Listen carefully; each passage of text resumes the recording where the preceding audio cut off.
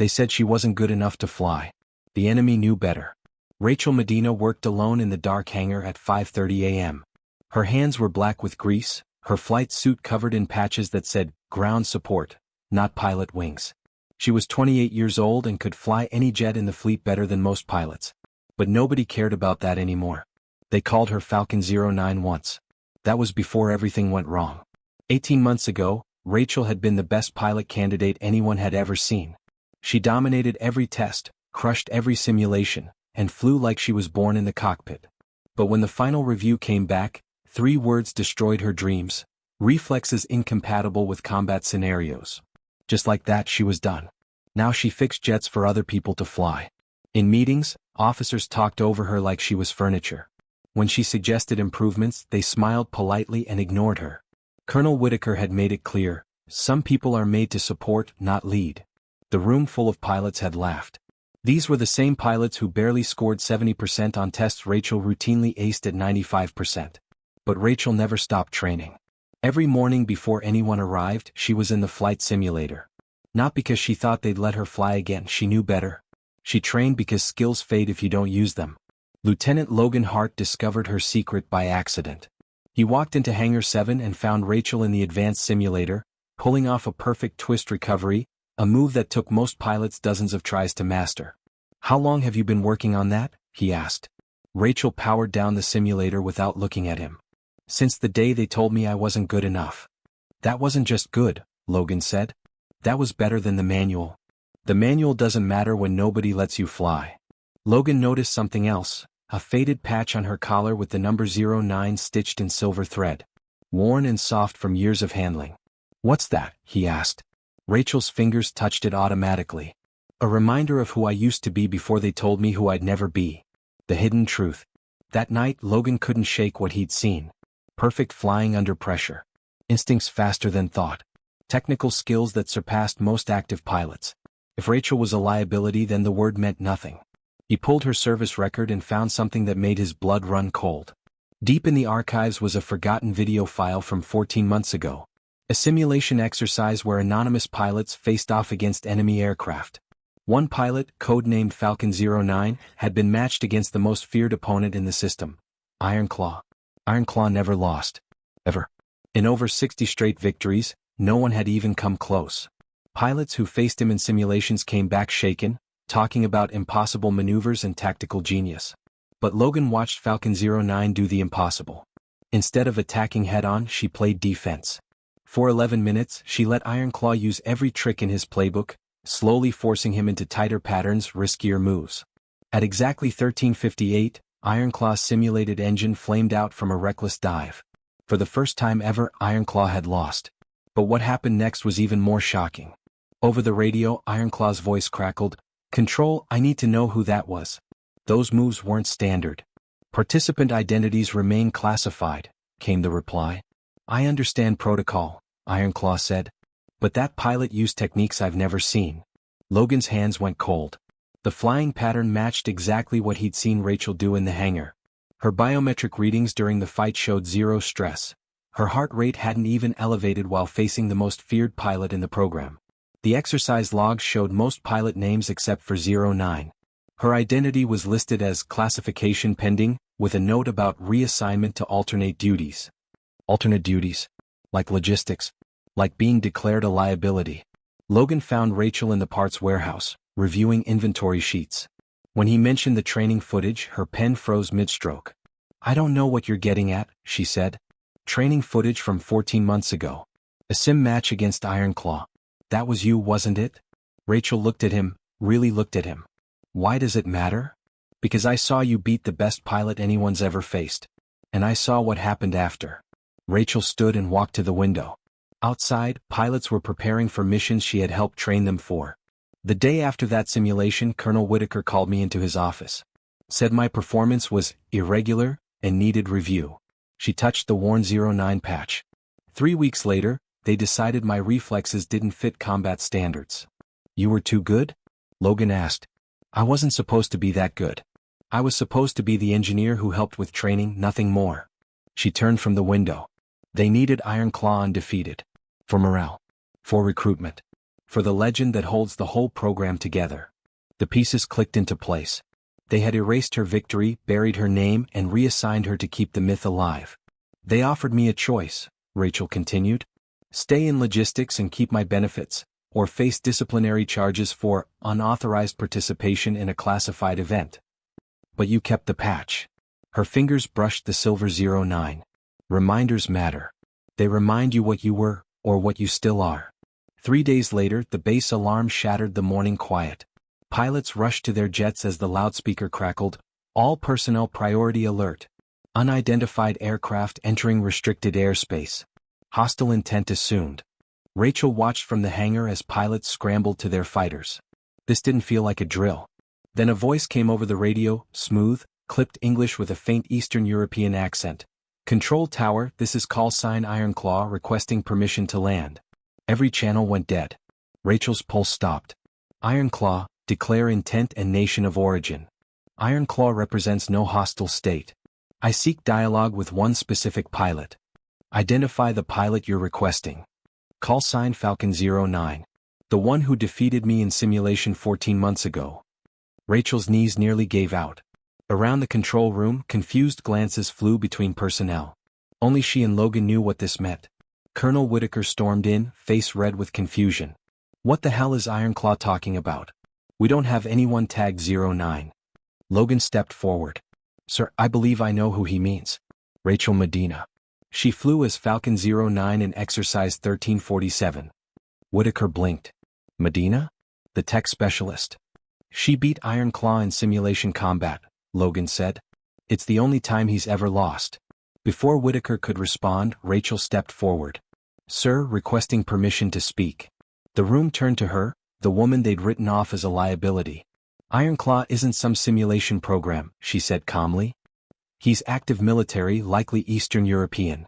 He's not here to fight. He's here to understand how someone with zero combat clearance flew circles around him.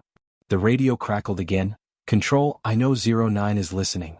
Your silence confirms the pilot is present but not authorized. Rachel moved to the console and picked up the mic. Ironclaw, this is Falcon 09. I'm here. The pause stretched forever. Ghost girl, Ironclaw replied, relief in his voice. At last. I've been searching for you since our match. What do you want? To understand. You flew in ways I couldn't predict. I need to know, how did you learn to fly like that? Rachel scanned the room of stunned faces. I studied you, Ironclaw. Every mission tape, every maneuver, every breakdown in the reports. I learned to beat you by thinking like you. Impossible. Those records are restricted. Not to maintenance with the right clearance, Rachel said with a slight smile. We see everything. We're just not supposed to act on it.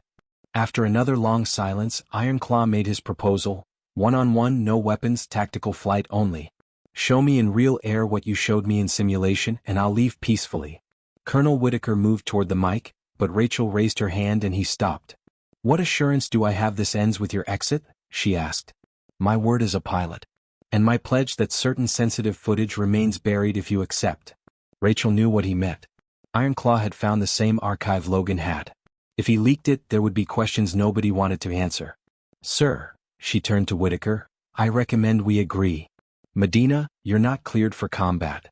With respect, sir, this isn't combat. It's a demonstration. She straightened her stance. And I'm the only one here who's ever beaten him. Whitaker looked around the room.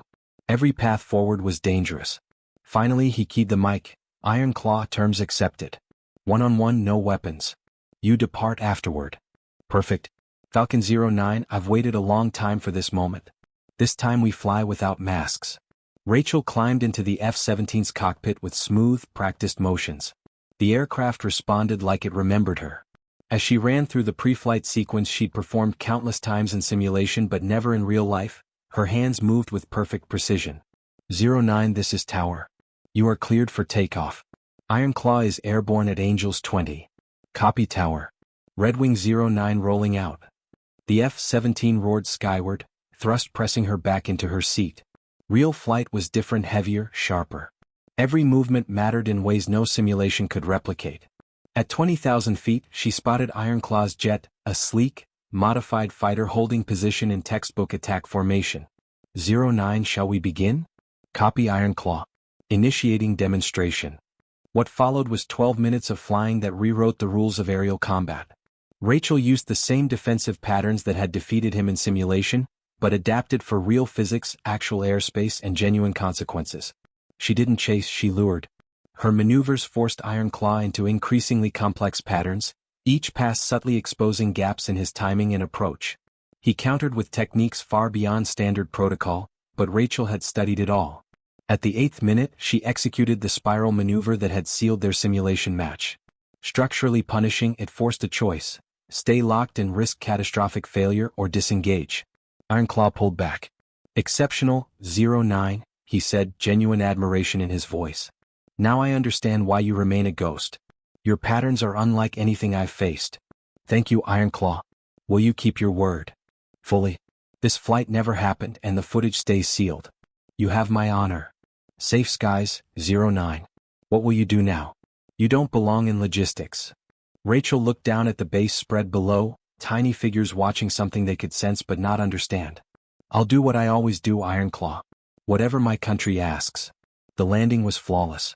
As Rachel's wheels touched down, she saw the entire base gathered around her: jet pilots, engineers, technicians, everyone who had tracked the engagement.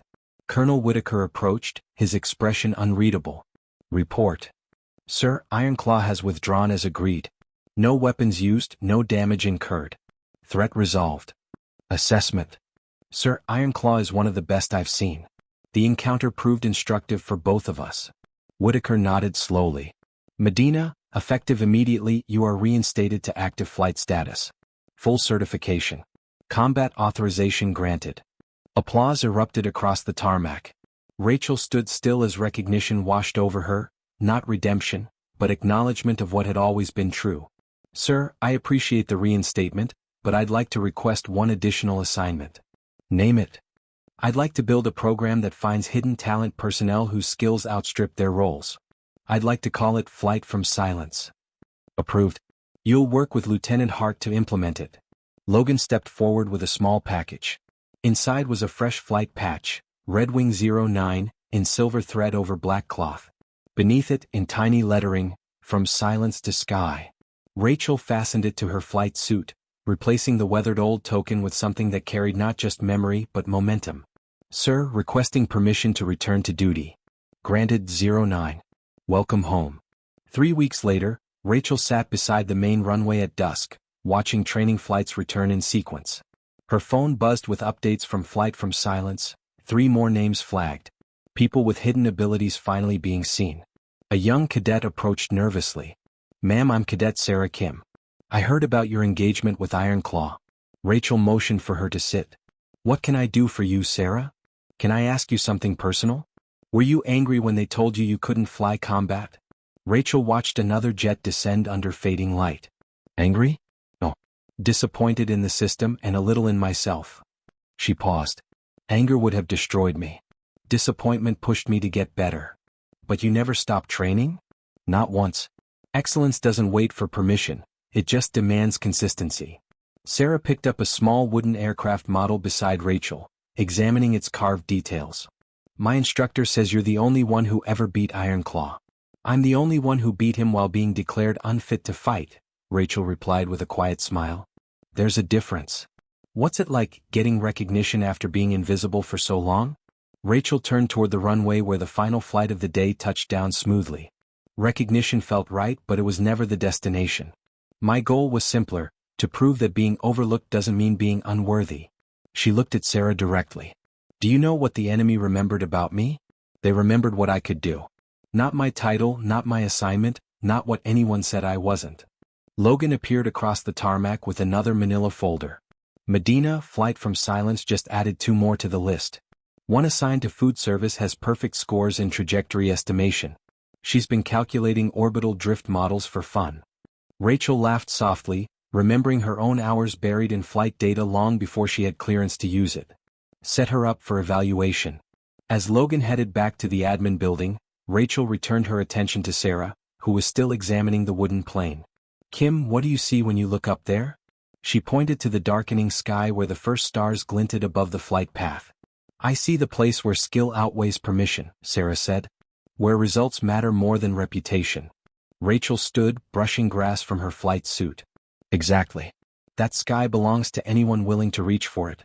You just have to keep flying when no one thinks you should be in the air. The story of Rachel Medina isn't just about one pilot beating the odds. It's about the dangerous gap between recognition and reality, how organizations can overlook their greatest assets because they don't fit expected patterns. Rachel's victory wasn't beating Iron Claw in simulation, or even facing him in real air. Her victory was refusing to let others define her limits. While they saw a liability, she saw an opportunity to prove that excellence speaks louder than expectations. In a world that often mistakes silence for weakness, Rachel understood that sometimes the quietest voices carry the most power. The enemy knew her name when her own people had forgotten it. They understood her value when her superiors saw only limitations. Flight from Silence continues to find hidden talent across the military, people whose abilities exceed their assignments, whose potential was buried under bureaucracy and bias. Rachel's program proves that extraordinary capability often exists in unexpected places, waiting for someone willing to look beyond the surface. The real lesson isn't about flying or fighting. It's about persistence when others doubt you, excellence when others dismiss you, and the courage to prove that being underestimated can be your greatest advantage. Sometimes the most dangerous pilots are the ones nobody sees coming. What talents are hiding in plain sight around you? What voices are waiting to be heard? In every organization there are people like Rachel, brilliant, capable, and overlooked. The question isn't whether they exist. The question is whether anyone is paying attention.